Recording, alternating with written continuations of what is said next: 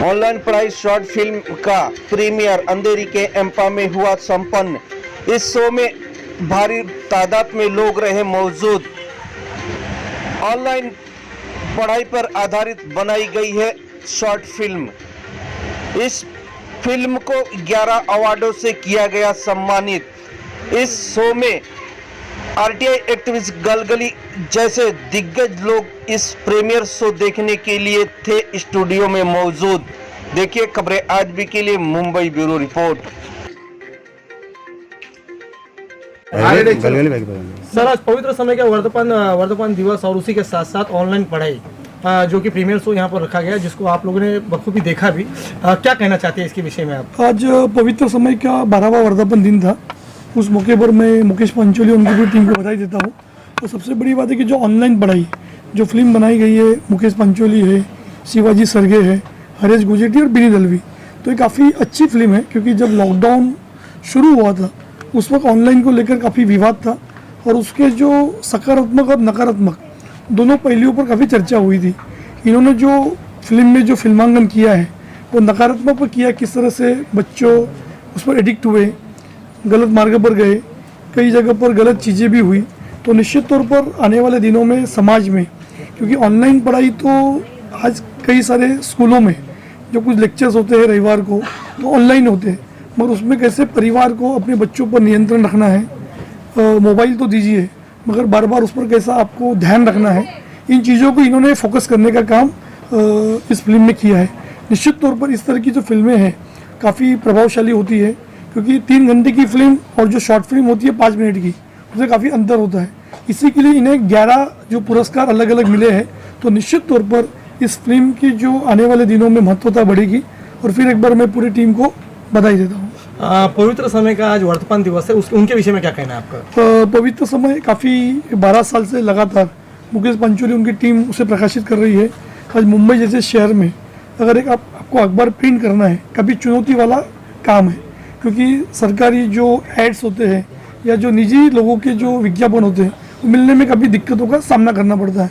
तो मुंबई में ऐसे कई सारे जो अखबार हैं जो अपने बलबूते पर और अपने परिश्रम से लगातार प्रकाशित हो रहे हैं। उसमें जो पवित्र समय भी उसी श्रेणी में एक अखबार आता है। और पिछले 12 सालों से अगर अखबार आप प्रकाशित कर रहे हो तो निश्चित तौर पर समाज में कहीं ना कहीं तो आपके जो काम को लेकर लोगों में एक अच्छा संदेश है। इसी के लिए इस तरह के अखबार पिछले 12 सालों से प्रकाशित हो रहे हैं। मैं फिर एक बार मुकेश पंचोली और पूरी टीम को बधाई देता हूँ। सर, आप फिल्म के देखते लोगों को क्या संदेश देना चाहेंगे? निश्चित तौर पर मैंने पहले ही कहा कि इसके क्योंकि कोई भी जो अगर मैसेज देना होता है तो 2 प्रकार के होते हैं, एक सकारात्मक और एक नकारात्मक। इन्होंने ज़्यादा ध्यान नकारात्मक पर दिया है।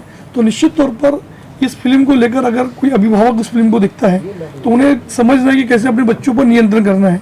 क्योंकि मोबाइल तो अच्छी चीज़ है मगर उसका अगर दुष्परिणाम भी अगर हम देखेंगे इस फिल्म में उन्होंने जो बताया है, तो निश्चित तौर पर एक संदेश है कि मोबाइल का इस्तेमाल सकारात्मक काम के लिए कीजिए, नकारात्मक काम के लिए मत कीजिए। यही फिल्म का अच्छा संदेश जाता है।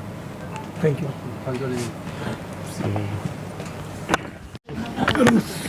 सर, क्या कहना चाहते हैं आज इस फिल्म को देखने के बाद? ऑनलाइन पढ़ाई जो कहीं ना कहीं आज अगर देखा जाए हर गरीब तबके से लेकर ऊंचे तबके तक को कहीं ना कहीं एक जो इसका जो सब्जेक्ट है वो सीधा सीधा दर्शाता है। आपने इसमें क्या देखा, क्या कहना चाहते हैं? सबसे पहले तो मैं पवित्र समय को बहुत बहुत बधाई देना चाहता हूँ। और मुकेश पंचोली जी जो ऐसे क्षेत्र में रहते हैं, झुग्गी झोपड़ी का इलाका है, वहाँ इनको सच्चाई पूरी मालूम है कि कहाँ पे कैसे क्या होता है। और इस फिल्म को देखने के बाद में उस परिवार के लोग, इलाके के लोग, उनको अपने बच्चों पर ध्यान देना चाहिए और ध्यान दे रहे हैं। इस फिल्म देखने के बाद में ऐसी फिल्म लोगों को बढ़ चढ़ के बनानी चाहिए।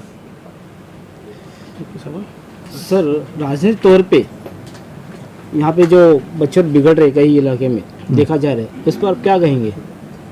जो ऑनलाइन पढ़ाई करवाई गई, सरकार ने करवाई, तो उस पर मतलब कुछ देख रेख करनी चाहिए थी।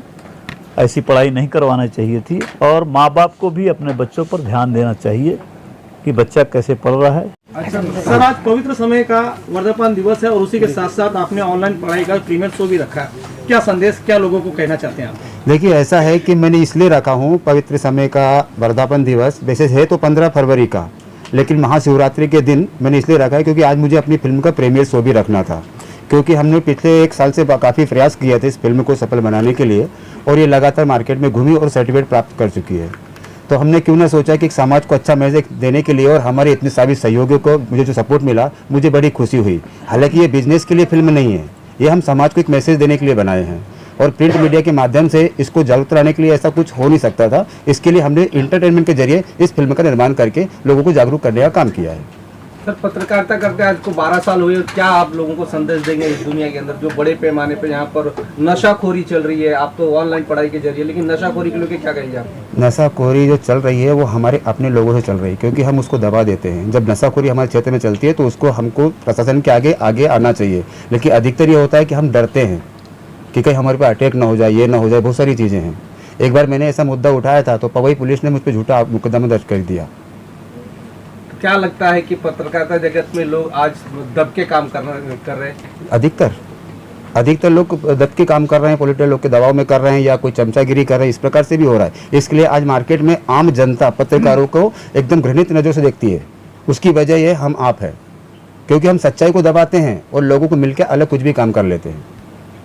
तो सर आपको नहीं लगता है कि मतलब जिस तरीके से आपने ऑनलाइन पढ़ाई को जैसे आप आज दर्शक के सामने आपने पेश किया, इसी तरीके से जो नशाखोरी है और जिसके तहत जो गरीब तबके के लोगों के ऊपर जो अत्याचार होता है, तो इसे दर्शाना जरूरी नहीं? इस तरीके का कोई फिल्म आप बनाएंगे अपने जीवन में? देखिए, ऐसा है कि ये फिल्म बनाने के लिए मैं ज़मीनी स्तर जुड़ा हुआ इंसान हूँ। हालांकि मैं कोई बड़ा प्रोड्यूसर नहीं हूँ और मैं एक ज़मीनी स्तर होते हुए भी मैंने एक समाज को मैसेज देने के लिए और हमारे सबके सहयोग से ये फिल्म का निर्माण किया है। अगर मुझे कोई भविष्य में ऐसा कोई फाइनेंशियल मिलता है तो मैं ज़रूर इस प्रकार की सामाजिक बुराइयों को निपटाने की फिल्म बनाऊंगा।